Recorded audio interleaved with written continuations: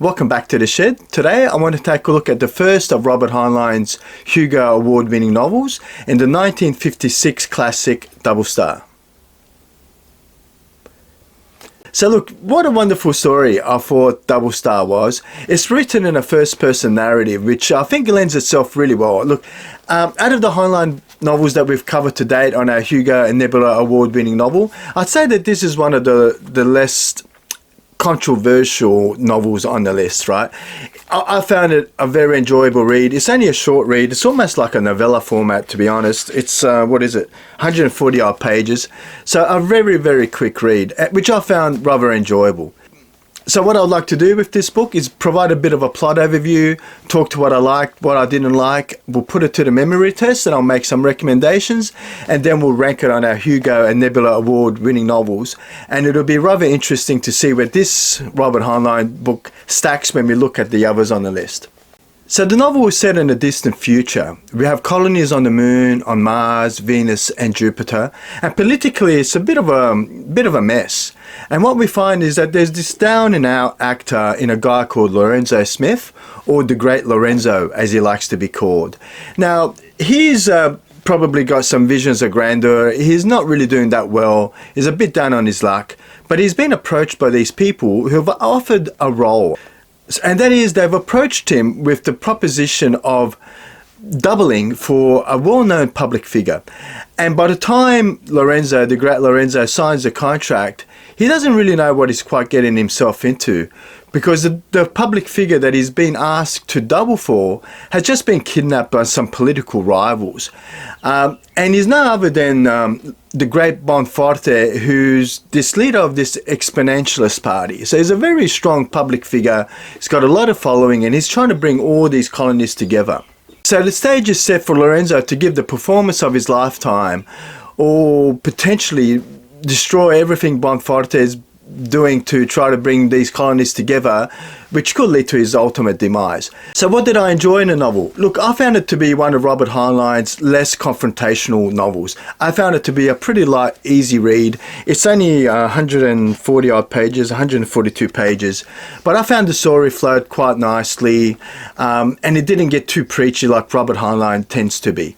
I also liked the first-person narrative. I thought it lent itself really well to the story and the plot, and I did sort of enjoy the Lorenzo character. I sort of thought he was probably one of the most enjoyable characters that we have seen in a Robert Heinlein book to date.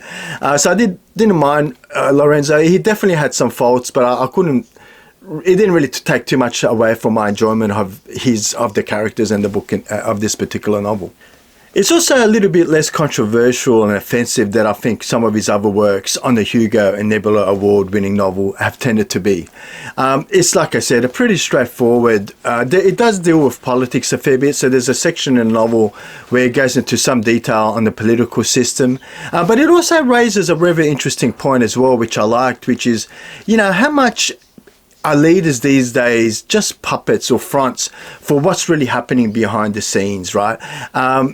And is it just your speech delivery and your act that actually gets into Parliament? So I thought that was a very interesting, a very thought-provoking message by Robert Heinlein.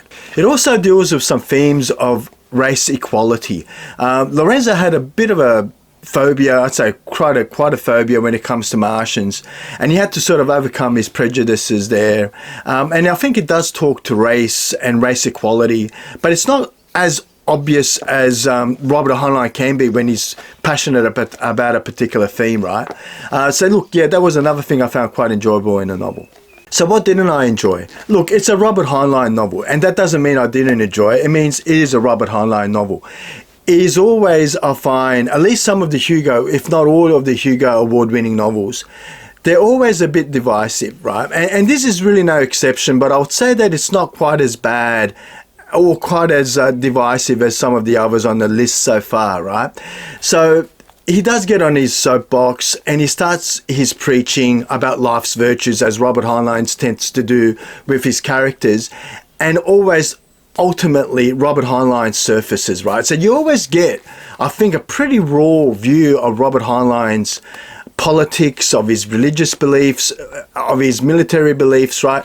These things always surface. Heinlein always surfaces in one of his novels. So I wouldn't really call it a criticism. It's what you're getting into when you read a Robert Heinlein.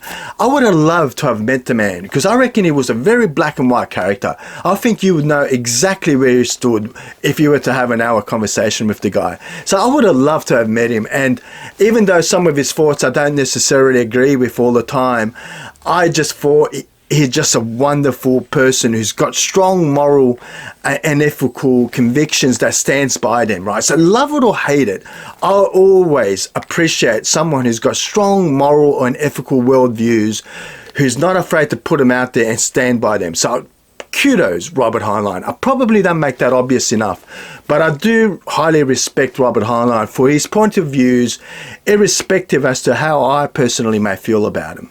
So the other thing that, so really the only real criticism I have of this novel is there's only, I don't know, a couple of paragraphs, one or two, that Robert Heinlein gets into that preaching mode like I've talked about in the past, that sort of starts to bore me a little. But I'd have to say that this, because it's only a short novel, those sections are very short and it kept me engaged. So there was a section in there though that talks about politics and political systems that I thought, here we go, Robert Heinlein's back on his soapbox preaching about politics this time. But honestly, that's this time a very minor criticism. It wasn't that obvious. Look, there's also the typical Robert Heinlein treatment of women, right? It's definitely not as bad as we saw in Stranger in a Strange Land and some of his other novels that I've covered on the Shed Letter, but there's always an element of that, or at least in the Hugo and Nebula award-winning novels. Yeah, but this one I would say, in the past I've criticised him for saying, well, it's not dated, just inappropriate and should never have been justified. In this novel, I'd say it tends to be more on the side of outdated, right? So you have the women like they were portrayed in the 1950s, unfortunately, who just, fall hopelessly in love with the boss and they faint at every second whim. She actually faints because she can't deal with the pressure, right? It's a bit of that. So I would say it's definitely dated in that sense. It's not quite as offensive, I think, as we saw in some of the other novels, but you always get that element of Heinlein. Like I said, he surfaces, right? He resurfaces through his characters, and there's an element of that, but I would say it's definitely not as bad as you see in other novels. But there's still, be warned, I guess, and a little element of that. Which brings me to the recommendations, right? Now, I like Robert Heinlein. Like I've said, I like Robert Heinlein. Some of his views I don't agree with, and it can get a bit preachy for me at times, but I really respect the man. I thought he was a great writer. I've always mentioned that I love his exposition. So I would say that, you know what, this is a very, very good introduction into Robert Heinlein, because it has all the elements that make Robert Heinlein a great writer, a controversial writer, and divisive writer, right? So I think it's got all those elements that only get more, and it's his first, right? It's one of his earlier Hugo award-winning novels, the first actual Hugo award-winning novel. So I think as he got more confident with his views and expressing his views, it gets magnified, right, his divisiveness. So I would say that if you can tolerate this and if you like what you read, it'll be a great start to then go on and read some of the other Robert Heinlein novels. I started with Stranger in a Strange Land and I was hooked. I do like Robert Heinlein, right? Like I said, I don't agree with all his views. I don't think I agree with much of his views at all, but I do highly respect the man and his writing.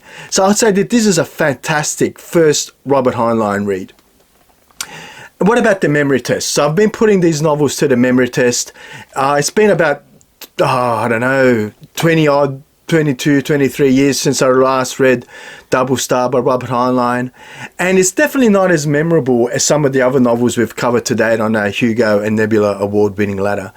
And that's it, because it's not as controversial, right? I thought the story was great, but there's not a whole lot of science fiction in this as well. I mean, what makes the science fiction really, right, is that we have all these colony planets and they, we travel between Mars and Earth on these rocket ships.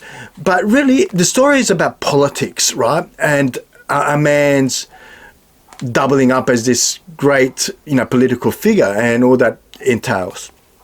So there's not a whole lot of science fiction. It's more like a work of fiction, right? And that's what Robert Heinlein did really well. He sort of uses this science fiction setting to tell a story, and that story could be pretty much anything that he wants to be. He can be talking about militarization of nations. He may be talking about political structure. He may be talking about the revolution and what revolution looks like, right? And he can do that. And he could have chosen to do that in this fictional Earth setting, but he chooses to do that so in a science fiction setting. But because it doesn't really have so many strong science fiction themes, for me as a science fiction reader, it didn't really hold up to the test of time. I read it this time round like it was a new novel, to be honest. I really couldn't remember much of it at all. But I did enjoy it, right? So it's going to be rather interesting to see where it ranks on our Hugo award-winning ladder, because I've been thinking about this for the last hour or so. I'm not quite convinced. So maybe let's see how we go on actual ladder and see if we can make a final decision on this. One of the things I forgot to mention in the review is the actual backstory behind this cover art, because the original artwork was done by this guy called Anthony Roberts, but it wasn't until 2006 or 7, I think from memory, that it came to be quite controversial, because there was this other artist called Glenn Brown who submitted a painting for the Turner Prize, and he was actually charged with plagiarism because of the elements in the story, right? So I urge you to take a look at the original artwork by Anthony Roberts and comparing that to Glenn Brown's version, and see what your thoughts are. For me, it's a pretty blatant ripoff, right? Anyway, but back to the shed ladder and ranking tonight's Hugo award-winning 1956 novel by Robert Heinlein. As a recap, we've got the A side and B side, and we're ranking all these Hugo and Nebula award-winning novels from ascending to descending, from left to right, A side and B side. And today we've got all of the Robert Heinlein sitting on the A side. So we've got Stranger in a Strange Land, followed by The Moon is a Harsh Mistress, followed by Starship Troopers. And it's sort of interesting because do we start on the A side or the B? So I'm going to go through my criteria because I've been struggling with this one. But one of the things that I look for when I'm ranking these things is how strong are the science fiction or fantasy elements to this novel. Now, I alluded to in my review that the science fiction is not really there. There's not a whole lot of science fiction apart from the fact that we have this colonized, planets, and we're traveling between these planets, but there's not a whole lot of, it's really about politics, right? And it's a wonderful story. I really enjoyed it, but it really does lack that science fiction element. And the same sort of criticism can be put to Stranger or Moon or Starship. Not so much Stranger, but definitely the, Starship Troopers. They've got elements of science fiction, but they're just really masquerading for a deeper subject that Robert Heinlein wants to write. But I think they did a better job of portraying those science fiction themes than what, the Double Star did. So it's got a couple of points less than that.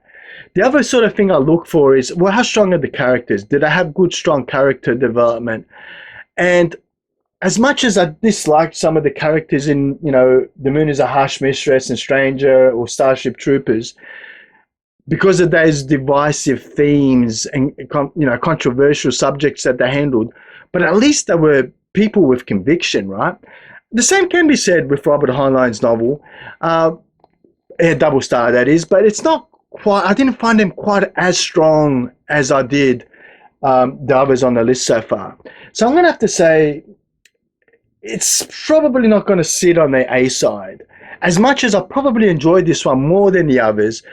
But, when we're looking at how good of a book it is, my ranking system is sort of, talks a lot more to all these other things that I've talked about, not just pure enjoyment, which obviously I get before those things combine, right? And I really started looking at it. I thought, well, I can't rank it above any of the other Robert Heinlein novels so far on the list. And I started thinking, can I ring it above? Can I rate it above Ringworld? And I came to the conclusion that, I really can't, because Ringworld had such a strong science fiction concept of that Ringworld. It was just awesome in a true sense of the word. And I couldn't rate it above that. And it was a much more enjoyable read, a much more memorable read, right? That's one of the other criteria. How memorable are these novels? Have they stood the test of time? And I can't say that I can put Double Star over Ringworld. It read like a new novel, like I said. Where Ringworld, I'll never forget Ringworld. I absolutely loved it. Which then sort of took me down to Demolished Man or Red Shirts. And a lot of me says it's probably better than Red Shirts. But I have my biases as to why I like Red Shirts, right? Because I'm a big Trekkie nerd and I just really resonated with that story. So I said, thinking, yeah, no, it's probably better than Red Shirts. But then I went back up to Hidalistia and we got Flowers for Algernon, Rite of Passage, which are two wonderful novels as well that I thoroughly enjoyed. Great characters, great concept. Then I started looking at the Uplift War, Startide Rising, and the brilliant scientific, themes around uplift and how wonderful they were. And how I mentioned last time that Uplift War actually took it up a notch and as far as writing, and the writing was a lot better than it was in Startide Rising. So I started questioning myself, is this really a book that is better than Uplift War and Startide Rising when I look at my criteria? Because I've never forgotten the Uplift War or Startide Rising, those concepts, right?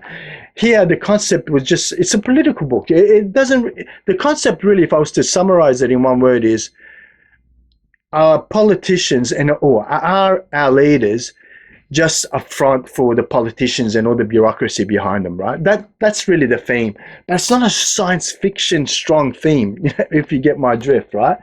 Then I went to Babel 17. I thought, but that is a great conceptual piece of work, language used as weapon, and the story around that, what I thought conceptually a very strong novel. Then I got to relate the Speedboat saying, which I just loved Kate Wilhelm's writing.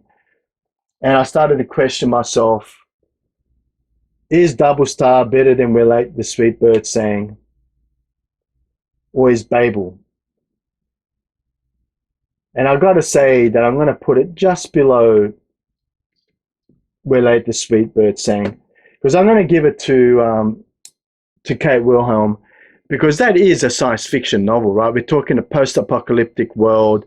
We're talking scientific experiments with clones and the demise of humanity, the demise of self, right? It's a really wonderful novel Kate Wilhelm's writing. So I think I can rank it above Ancillary Justice and the Terminal Experiment and the others that follow. As much as they're all enjoyable books, because I still feel that you do get that Robert Heinlein thing that makes Robert Heinlein a great writer. You get a raw, unapologetic, this is who I am, love it or hate it, don't really care, this is it, right? And I've got to commend Robert Heinlein for that. Hey, so that's where it stands. It's rather interesting because they're all wonderful books. I say this all the time. I've just put it down, a day or so ago, finished reading through it, and I enjoyed it. I love this book. It's a great book. But these are also such great books that, I honestly, one day in 10 years' time, I would love to redo this because I'd love to put this board away and hide it somewhere and redo this whole exercise and see exactly where I sit again, right? But yeah, Double Star, highly recommended. Highly recommended first Robert Heinlein novel. If you want to get a taste for what he's like, I would say start here. I thought it was an absolutely brilliant start to Robert Heinlein. Hey, this has been The Shed. It's morning. I mentioned earlier that I said tonight. It's not quite night. It's rather early in the morning. The sun's starting to pop out. Try to beat the heat. Thank you so much for joining me in The Shed. And as always, I'll see you next time in The Shed.